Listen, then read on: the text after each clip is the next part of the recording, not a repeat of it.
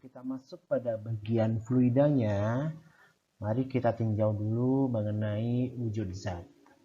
Kita tahu bahwa selama ini ada 3 wujud zat, yaitu padat, cair, dan gas, yang masing-masing memiliki karakteristiknya masing-masing ya.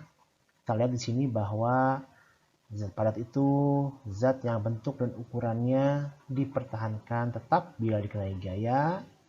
Jadi kita bisa bayangkan ya, jika dikenai gaya maka benda padat tidak akan berubah bentuk dan ukurannya. Kemudian benda cair itu bentuknya mengikuti wadahnya, dia incompressible namun volumenya dapat berubah bila dikenai gaya yang sangat besar. Dan ada gas, yaitu yang tidak memiliki bentuk dan volume yang tetap. Jadi dia itu mengikuti bentuk wadahnya, ya seperti itu.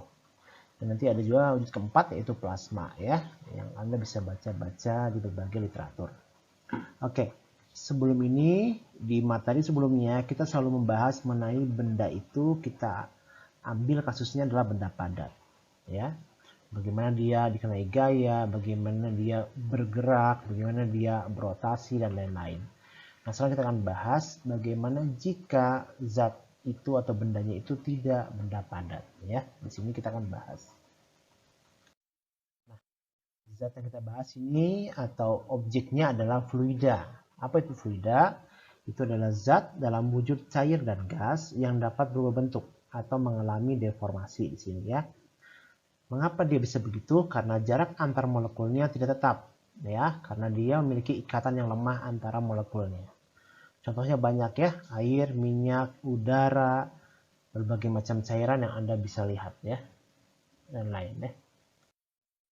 Nah, satu hal yang penting ketika kita bicara mengenai fluida adalah suatu besaran yang bisa kita gunakan untuk membedakan antara satu fluida dengan fluida lainnya, yaitu kerapatan atau biasa kita kenal sebagai massa jenis di sini ya. Nah, jadi apa itu kerapatan atau density? Itu adalah definisinya massa per satuan volume. Ya, atau kita kenal juga sebagai massa jenis dan atau rapat jenis. Nah, di sini karena definisinya adalah massa per satuan volume, maka kerapatan secara matematis dapat saya tuliskan sebagai berikut ya. Kerapatan saya simbolkan dengan ρ itu sama dengan massa M per volume V.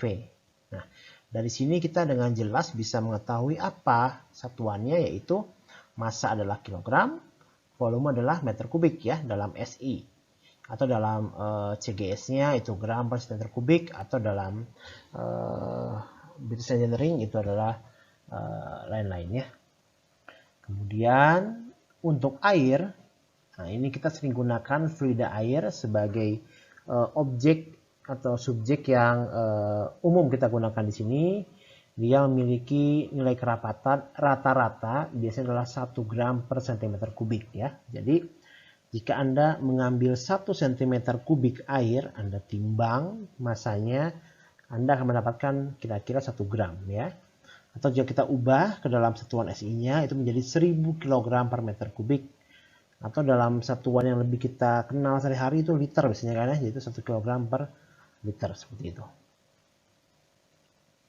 Nah, sekarang sudah tahu kita air sekian, kalau udara bagaimana kerapatannya? Kita lihat tabel berikut ya. Nah, ini tabelnya dalam bahasa Inggris.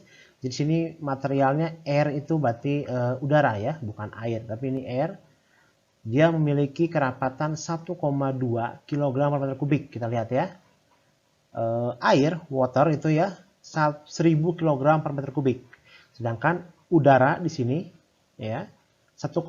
Berarti kira-kira air itu memiliki kerapatan hampir 1000 kali dari udara ya. Juga ada beberapa material lainnya. Cairan sini ya, ada etanol ya. Ada air laut, darah, gliserin dan lain-lain. Juga ini ada untuk benda padat ya. Kita bisa lihat di sini. Berikutnya adalah besaran yang akan kita jumpai sering di fluida ini adalah mengenai tekanan. Nah, tekanan kita definisikan sebagai gaya per satuan luas. Secara matematik, saya tuliskan bahwa P itu pressure, tekanan, sama dengan force per area ya. force gaya areanya luas ya.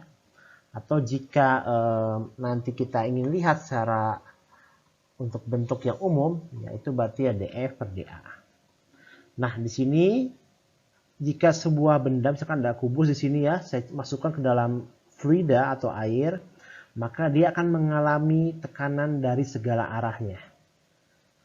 Nah, tekanan ini itu adalah gaya F itu tegak lurus terhadap permukaan A. Saat ini ya, dari atas tegak lurus permukaannya, dari kanan, kiri, depan, belakang, dan bawah itu. Satuan dari tekanan ini adalah Newton per meter persegi ya. Newton adalah satuan dari F, gaya ya. Meter persegi adalah satuan dari luas. Nah, Newton per meter persegi ini memiliki nama lain yaitu adalah Pascal.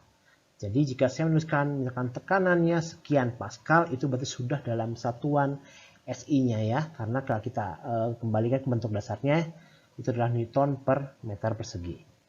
Nah, kita memiliki sebuah patokan ya.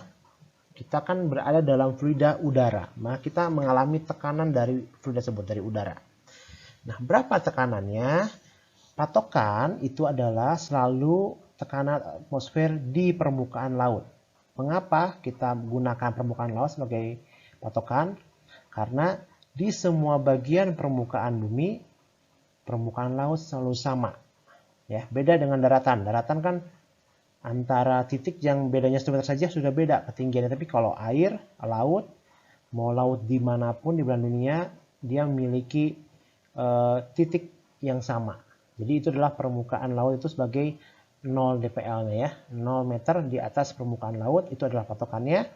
Di sana tekanannya itu sebesar 1 atmosfer atau sekitar 1,01 kali 10 pangkat 5 Pascal ya, dan ini dalam bentuk lainnya. Sedangkan sebagai informasi saja, pada dasar laut terdalam ya, kita lihat itu ada Palung Mariana di Filipina, itu tekanannya berkisar 110 juta Pascal. Anda bayangkan ya, berarti semakin dalam maka semakin besar tekanannya. Nah, mengapa bisa begitu? Kita akan bahas di bagian selanjutnya. Disinilah kita akan bahas tadi ya, bagaimana nilai tekanan itu dipengaruhi oleh kedalaman. Oke, kita tinjau sebuah benda yang berada dalam fluida seperti berikut. Ya. Nah, di sini saya punya balok. Dia berada di dalam fluida dengan bagian atasnya tepat berada di permukaan fluida. Oke, kita lihat di sini bahwa tadi disebutkan ya, balok itu atau benda mengalami tekanan dari segala arah. Jadi di sini kita lihat ya, dari bagian atas dia mengalami tekanan ke arah bawah, dari bagian bawah dia mengalami tekanan ke arah atas, dari kiri dan kanan pun sama ya. Karena di atas sini ya, dari kiri di sini ada, dari kanan di sini ada, di bawahnya pun ada, dan seterusnya. Tapi karena untuk kiri kanan ini memiliki tinggi yang sama ya, maka tekanan total pada titik masing-masing ini nilainya 0, saling menghilangkan. Berarti nanti secara umum kita cukup melihat tekanan dari atas ke bawah dan tekanan dari bawah ke atas karena dia memiliki posisi yang berbeda ya. Kita ambil misalkan balok ini punya tinggi H. Oke, kita gunakan hukum Newtonnya dan konsep tekanan ya. Kita gunakan hukum Newton untuk melihat total gaya dalam arah Y, arah tegak ya. Sini berarti ada F bagian bawah yang ini, arahnya ke atas jadi positif ya. Ada F di bagian atas yang arahnya ke bawah jadi negatif di sini. Dan ada berat dari baloknya yang arahnya ke bawah. Negatif lagi di sini kayak berat ya. Diingat lagi konsep mengenai dinamikanya ya. Nah, kemudian kita gunakan konsep tekanannya, yaitu kan kita sudah belajar bahwa tadi P sama dengan F dibagi A. Sehingga F menjadi P dikalikan A. Nah, yang bagian bawah itu adalah P dikalikan A. A-nya adalah luas bagian bawah balok. dikurangi F atas berarti P dikali A, tapi karena bagian atas ada di permukaan air, di udara, maka P-nya adalah P0. Yang tadi 1 atmosfer itu ya. Kalikan A, A-nya luas permukaan di atas, dikurangin W itu adalah massa kali gravitasinya sama dengan 0. Oke, kemudian kita ingat lagi konsep massa jenis ya. Tadi rho sama dengan massa per volume, maka massa sama dengan rho dikalikan volume. Kita masukkan ke bagian atas sini ya. Jadinya nanti kita akan dapatkan nilai bahwa tekanan di suatu kedalaman tertentu, di sini misalkan ya, sama dengan tekanan di permukaannya ditambah massa jenis fluidanya dikalikan gravitasi dikalikan H. H itu adalah kedalaman. Hati-hati di sini ya. H bukan ketinggian tapi kedalaman. Bedanya apa? Kalau ketinggian itu patokannya adalah permukaan tanah biasanya. Kalau kedalaman ini patokannya atau acuannya adalah permukaan fluidanya. Jadi kalau di sini fluida permukaannya, maka kedalamannya adalah di bawah sini itu H. Kalau blok ini berapa tingginya? Ketinggiannya dari sini dihitungnya dari bawah ya. Tapi kalau kedalaman dihitung dari permukaan fluida. Makanya titik di bawah ini punya kedalaman sebesar H terhadap permukaan fluida ya. Ini adalah tekanan total. Jadi tekanan yang dialami balok ini akibat atmosfer dan akibat fluidanya. Nah, sekarang kita masuk pada hukum utama hidrostatis ya. Hukum ini menyatakan bahwa pada tiap titik yang sama kedalamannya dan terhubung dengan fluida yang sama ya, contohnya seperti ini. Ini ada tabung ya.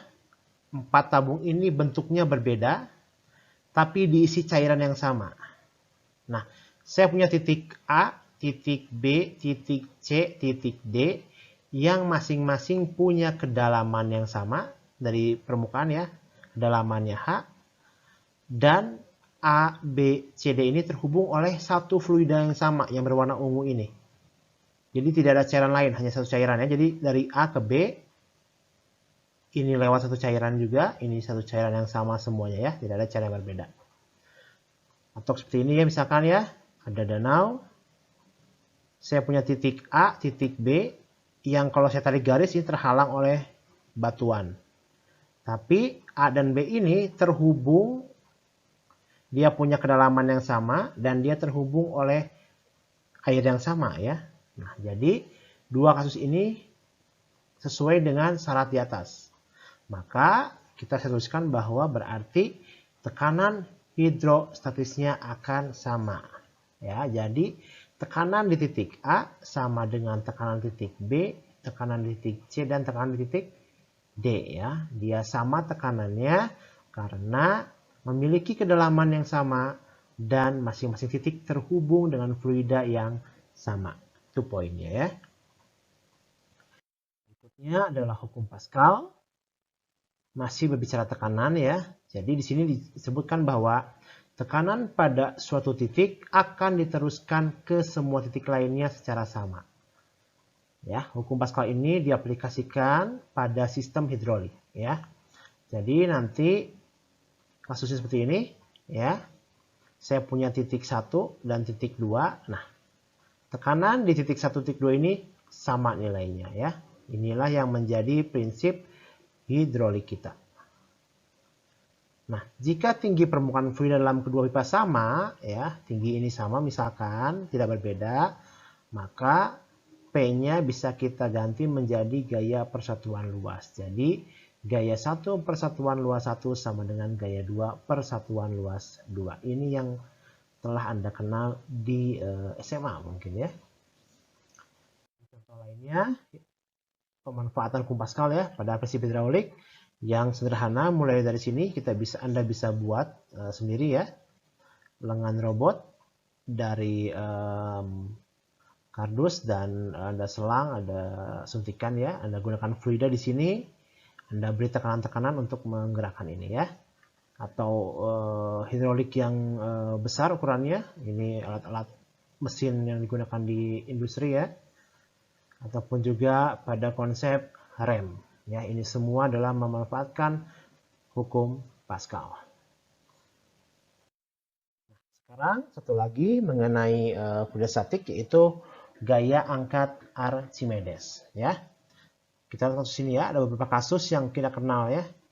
Misalkan ada kapal, tanker, balon udara, kapal selam, dan lain-lain ya. Kita berpikirkan ya, ini sesuatu yang memiliki massa sangat besar. Mengapa dia bisa terapung di atas air? Kenapa tidak tenggelam? Ataupun ini bagaimana kita bisa mengatur dia naik turunnya? Kapal selam pun sama ya, yang massanya sangat besar, sangat berat dia. Mengapa kita bisa mengatur dia terapung, tenggelam dengan sesuai yang kita inginkan ya. Nah, prinsip-prinsip ini kita manfaatkan yang namanya gaya angkat Archimedes. Oke, kita lihat satu persatu. Oke, untuk menghitung gaya Archimedes, mari kita tinjau kasus berikut ya.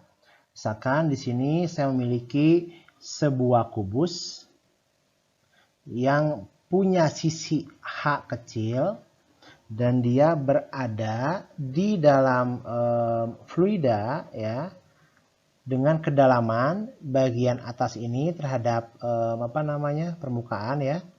Jadi yang ini saya kasih tanda, ini adalah H kapital. Oke ya. Nah, maka kita coba tinjau satu persatu ya. Gaya pada bagian atas, permukaan atas ini ya, itu adalah F di bagian permukaan atas kubus sama dengan P dikali dengan A, tekanan kali luasnya ya.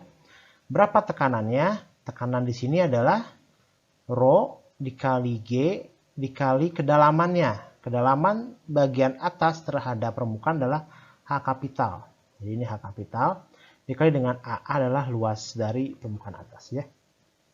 Sedangkan pada bagian bawah sama ya, P dikali A juga, namun Rho kali G-nya di sini kedalamannya adalah dari permukaan sini, permukaan fluida sampai bagian bawah kubus itu adalah H kapital tambah H kecil, kita sini masukkan.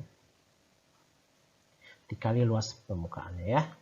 Nah, total gaya tersebut ya, antara gaya atas dan bawah itu merupakan gaya angkat yang bekerja pada benda. Jadi gaya angkat itu adalah gaya di bagian bawah dikurangi gaya di bagian atas. Kenapa dikurangi? Karena arahnya berbeda. Ya. Jadi hati-hati di sini, kita lihat ya. Gaya di bagian bawah itu arahnya ke atas.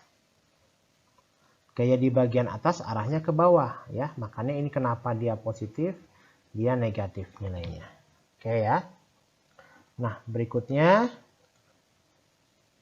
kita masukkan nilai tadi ya. Jadi F di bagian bawah adalah Rho G H kapital tambah H kecil kali A dikurangi F atasnya adalah Rho G H kapital kali A.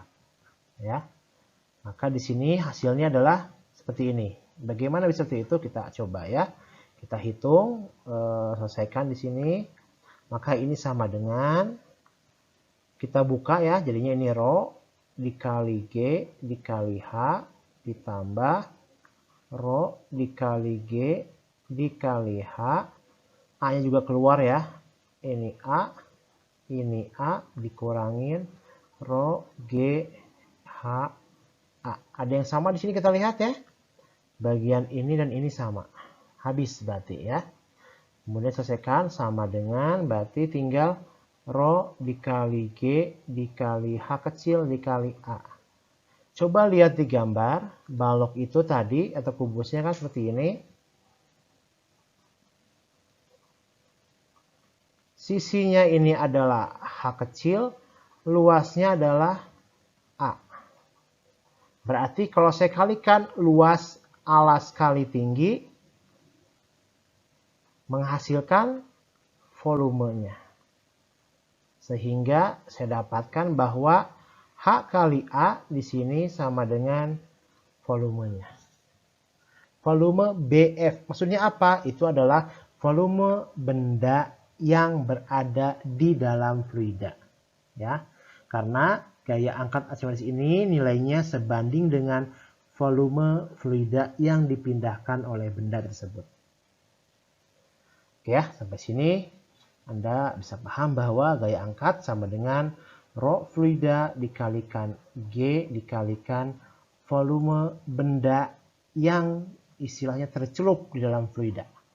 Jadi nanti kalau misalkan bendanya hanya setengah tercelupnya, ya berarti volumenya cukup setengah dari volume bendanya yang Anda masukkan ya. Seperti itu. Ini ya, ditekan lagi adalah VBF sama volume benda di dalam fluida. Nah, sekarang kita lihat kasus-kasusnya ya. Ada yang namanya kasus tenggelam. Nah, benda tenggelam itu artinya adalah gaya berat itu lebih besar dibandingkan gaya angkatnya. Nah, jadi kalau bayangkan di sini ya, baloknya kan nanti dia mengalami gaya ke bawah karena berat dan mengalami gaya angkat kan ya. Kalau gaya beratnya menang ya otomatis dia bakal turun ke bawah. Nah, itu namanya tenggelam. Nah, selisih antara kedua gaya ini kita kenal sebagai berat benda di fluida atau berat semu. Maksudnya apa? Anda bayangkan ya, mungkin Anda pernah mengangkat suatu benda yang cukup berat, misalkan ada batu besar, Anda coba angkat di udara dengan Anda coba angkat di dalam kolam air. Ya, Anda akan merasakan bahwa ketika di udara lebih berat dibandingkan di air. Mengapa? Karena ketika Anda mengangkat benda dalam air, Anda tuh dibantu oleh fluida. Ada gaya angkat di situ. Nah, sini ya. Kita lihat sini ya. Nah, itu namanya W semunya. Jadi berat yang Anda rasakan ketika angkat itu benda dalam air. Namanya berat semu. Nilainya adalah selisih antara berat benda ketika di udara dikurangi oleh gaya angkat Archimedesnya. Ya, gaya angkat Archimedes adalah tadi Fa sama dengan rho fluida dikali G kali volume benda. Sedangkan berat benda adalah M kali G. M adalah rho dikali V kali G juga di sini ya. Nah, sekarang kita kurangkan ini. Berarti W semuanya adalah rho benda dikali V benda kali G kurangi rho fluida kali G kali V benda. Kita yang sama kita keluarkan ya. Volume benda kali G-nya sama kita keluarkan. Maka saya dapatkan dia kira-kira rho B kurangi rho F dikali GV ya. Nah, berat semu ini sama juga dengan gaya tegangan tali jika benda digantung menggunakan tali. Nanti kita lihat pada satu contoh soal seperti ini ya. Nanti W semu ini sama dengan T ketika benda dalam air. Oke, tenggelam. Kemudian kalau terapung bagaimana? Nah, kita definisinya ya.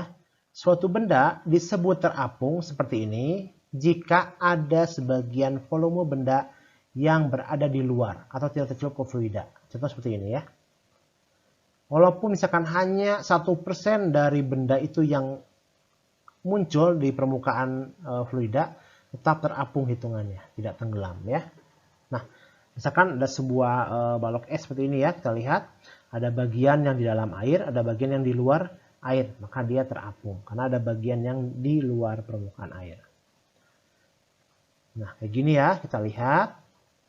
Pada keadaan setimbangnya, kita tinjau hukum Newtonnya ya. Kan berarti kalau saya gambarkan, di sini ada dua kan ya. Ada gaya berat ke bawah, ada gaya apung ke atas. Ya, ini berarti kalau sigma F-nya sama dengan 0, kalau dia setimbang, artinya dia tidak bergerak di situ. Berarti FA dikurangi W sama dengan 0. Pindah ruas berarti FA sama dengan W-nya. Kita buka lagi ya. FA itu adalah rho fluida kali G kali volume benda di fluida. W-nya adalah Mg, M-nya rho kali V. Seperti ini. Ingat ya. Lihat ini, VBF adalah volume benda yang ada di dalam fluida. Jadi hanya bagian yang tercelup saja. Sedangkan VB ini adalah volume benda totalnya. Ya. Seperti itu. Maka ini saya masukkan, kira-kira perhitungannya untuk memperoleh seperti itu. Kira-kira kita masukkan ya, berarti dari sini saya punya rho fluida kali G kali volume benda di fluida sama dengan Rho benda kali V benda dikali G ya. Dicoret yang sama G-nya, sehingga rho benda sama dengan pindah ruas ya. Volume benda di fluida dibagi volume benda dikali rho fluida ya. Sama kan dengan ini. Oke ya, kita ingat sini ya. Atau ini bisa juga nanti persamaannya. Bagian itu adalah yang atas VBF, volume benda total fluida, VB-nya adalah volume benda totalnya ya, seperti itu.